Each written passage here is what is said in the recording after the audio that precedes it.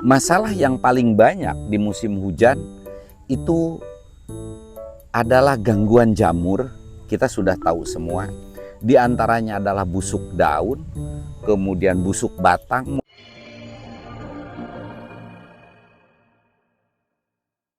Assalamualaikum warahmatullahi wabarakatuh.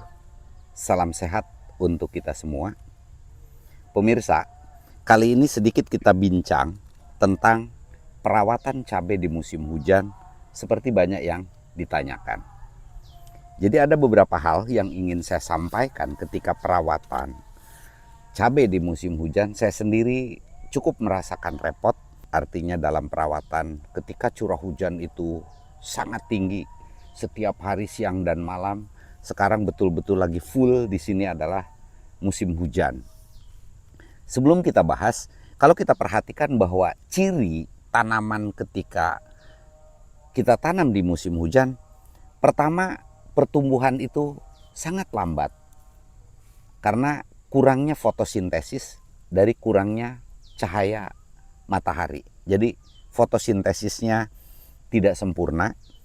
Nah, yang kedua, bahwa ketika tanam di musim hujan, kecenderungan tanaman itu tidak segar, tidak fresh, tidak seperti kalau kita tanam di musim panas. Karena kecukupan cahaya matahari, tanaman itu bisa mekar dan segar. Kita perhatikan di sini, jadi cenderung tanaman itu merunduk seperti lemas seperti ini. Artinya tidak segar, tapi ketika sudah matahari itu cukup, cahaya matahari itu cukup, biasanya tanaman itu langsung mekar. Nah, itu paling utama di musim hujan. Kemudian masalah yang paling banyak di musim hujan itu adalah gangguan jamur. Kita sudah tahu semua. Di antaranya adalah busuk daun, kemudian busuk batang. Mungkin ini 1-2 pohon ada yang kena ya Mas Dika? Ada Pak yang busuk daun. Ya, 1-2 pohon sudah ada yang kena. Kalau kita lihat sebelah sana ada 1 pohon yang sudah busuk atasnya. Nah, mari kita bicara sekarang bagaimana cara perawatan di musim hujan. Sama-sama kita sharing. Pertama, saya akan urut dari pertanyaan-pertanyaan yang masuk tentang pemupukan dulu. Banyak yang menanyakan, Pak, bagaimana cara pemupukan yang baik di musim hujan? Pilihannya adalah kalau memungkinkan dikocor, di sela ketika tidak ada hujan bisa kita kocor. Tapi kalau mau lebih efektif dan lebih irit ketika di musim hujan dan tidak butuh interval yang terlalu rapat, kalau kocor katakanlah interval 1 minggu kita lakukan pengocoran kalau memungkinkan. Tapi ketika di musim hujan, alangkah baiknya pemupukan itu melalui tajuk. Tajuk itu adalah pupuk dipendam di tanah. Jadi dengan cara dipendamkan atau ditajuk itu mungkin akan lebih efektif sehingga ketika terkena air hujan, pupuk itu akan melepaskan unsur haranya karena terkena air. Lalu di mana posisi yang baik untuk membuat pupuk tajuk ke setiap pohon ini?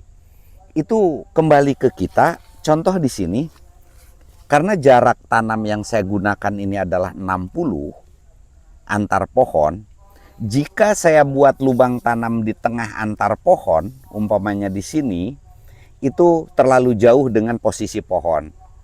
Akhirnya untuk lubang pupuk ini, saya gunakan berdekatan dengan pohon, tidak terlalu jauh. Jadi kalau diukur kurang lebih sejarak 15 atau 20 cm, seukuran telapak tangan, saya buat lubang di sini. Ini kebetulan belum kita lubangi semua. Jadi ini baru mau kita lakukan pupuk tajuk ketika memasuki fase umur 3 minggu.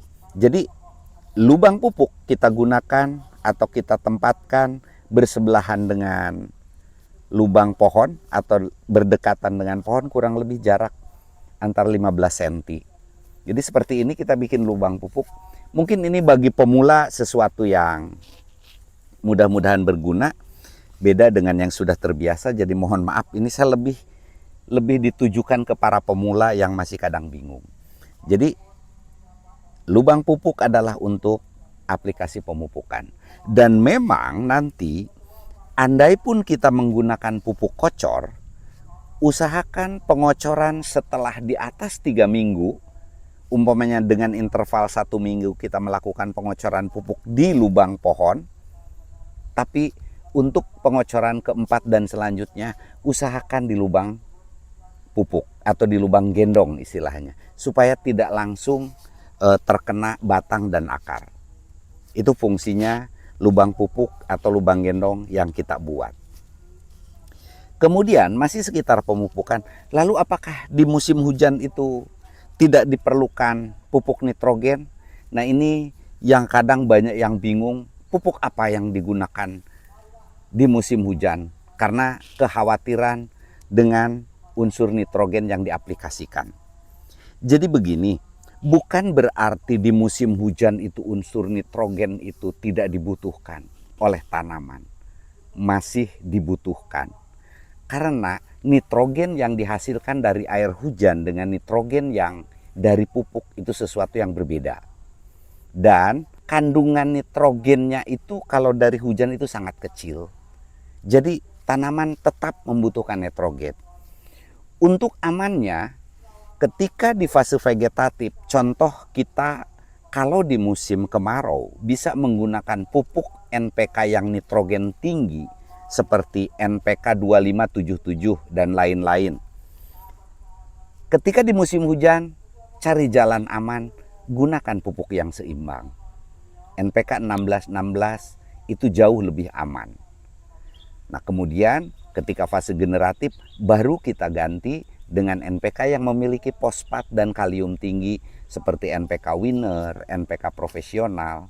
Tapi di awal vegetatif minimal tetap gunakan paling tidak supaya aman itu NPK 16 supaya tanaman itu bisa menyediakan unsur hara yang lengkap baik nitrogen, fosfat ataupun kalium. Pada video sebelumnya saya jelaskan saya menggunakan grower karena memang grower pun sama, itu nitrogennya tinggi dan P-nya itu lebih kecil. Kenapa saya gunakan? Karena memang akan kita campur, akan kita kejar juga nanti setelah menggunakan pupuk NPK grower itu, langsung saya kejar dengan menggunakan Ultradap untuk pemenuhan fosfatnya. Jadi Ultradap walaupun mengandung nitrogen, tapi lebih rendah daripada kandungan fosfat yang ada. Jadi itu tentang pemupukan. Bagaimana cara aplikasinya? Kembali ke pilihan kita. Dan hati-hati ketika menggunakan pupuk foliar atau pupuk yang dispraykan ke daun di musim hujan. Karena dikhawatirkan pupuk daun ini akan menyuburkan juga jamur yang ada di tanaman. Jadi hati-hati. Bukan tidak boleh, hati-hati. Itu tentang pemupukan. Kemudian tentang hama dan penyakit, bahwa yang paling utama di musim hujan itu adalah penyakit. Dibanding dengan kemarau, lebih dominan biasanya hama. Tapi di musim hujan yang lebih dominan adalah jamur. Biasanya yang menyerang itu yang pasti, kalau kita lihat mungkin di sebelah sana ada yang sudah terkena busuk daun sama busuk batang, nanti kita lihat. Nah, 1-2 pohon sudah kena. Saya utamakan antisipasinya adalah dengan selalu menyeprai fungisida pada setiap penyepraian dikala tidak ada hujan tentunya. Dengan intensitas hujan yang tinggi, curah hujan yang tinggi, kita harus pandai-pandai mencari waktu kapan melakukan penyepraian. Jadi biasanya ketika hujan sekarang agak reda, nah mungkin langsung kita kejar penyepraian. Dan dengan menggunakan perekat, itu biasanya 1 jam minimal setelah dispraykan sudah cukup aman. Apalagi kita gunakan yang sistemik. Untuk musim hujan, yang paling penting adalah fungisida yang sifatnya mencegah penyebaran. Jadi fungisida, fungistatik istilahnya, seperti contohnya yang selalu kami gunakan di musim hujan itu yang bahan aktif kloratolonil. Mas Dika pakai merek apa yang kloratolonil? Dakonil. Ada pilihan merek lain seperti Kudanil apa. Itu kloratolonil selalu kita gunakan, yang kita seling dengan Mancozeb yang memang Mancozeb itu kontak ya Mas Dika. Kontak, Pak. Jadi itu yang paling kita aktif gunakan.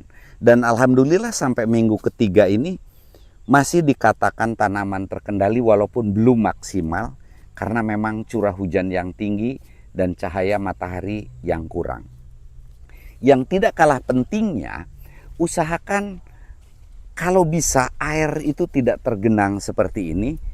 Ini biasanya tidak lama walaupun sekarang banyak air, 1 jam 2 jam itu karena air mengalir ke bawah. Posisi ini agak atas jadi tidak khawatir dengan banjir. Hanya memang ketika di musim hujan ini yang paling kelihatan adalah pertumbuhannya sangat lambat dan daun itu sangat tidak segar. Jadi seperti ini. Mudah-mudahan ketika memasuki minggu ketiga dan keempat, tanaman sudah semakin banyak cabang seperti sudah kita jelaskan di minggu kedua. Jadi intinya bahwa di musim hujan ketika bicara hama dan penyakit lebih dominan di masalah penyakit, terutama busuk daun dan busuk batang. Mungkin bisa kita lihat salah satu contoh yang busuk daun atau busuk batang.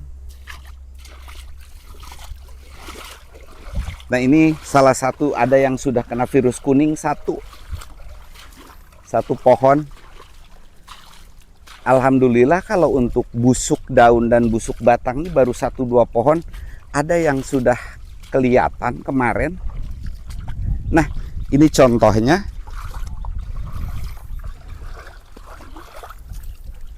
Jadi daunnya basah seperti ini, busuk, dan dia rontok. Nah seperti ini. Ini batangnya sudah busuk. Ini salah satu contohnya. Karena memang ini kurang lebih ada seminggu tidak dispray ya Mas Dika. Semingguan, Pak, karena hujan yang tidak berhenti. Ini akan kita usahakan segera dilakukan penyepraian. Itu sebelahnya yang mati, Pak. Mana? Yang busuk itu mati. Nah ini. Satu lagi seperti inilah. Kalau sudah busuk batang. Jadi ini harus betul-betul segera kita antisipasi. Jadi 1-2 pohon sudah mulai terkena. Jadi intinya lakukan penyepraian di antara sela waktu yang memang bisa kita lakukan penyepraian, dan jangan lupa selalu tambahkan dengan perekat bahan aktif, bisa kloratolonil yang paling dominan selain Mancozeb, dan juga bisa bahan aktif karbendazim. Banyak merek yang bisa kita cari. Mungkin itu pemirsa bahasan singkat tentang bagaimana cara sederhana dalam melakukan perawatan di musim hujan. Semoga sangat bermanfaat bagi pemula. Kurang lebihnya mohon maaf. Billahi taufik wal hidayah. Assalamualaikum warahmatullahi wabarakatuh.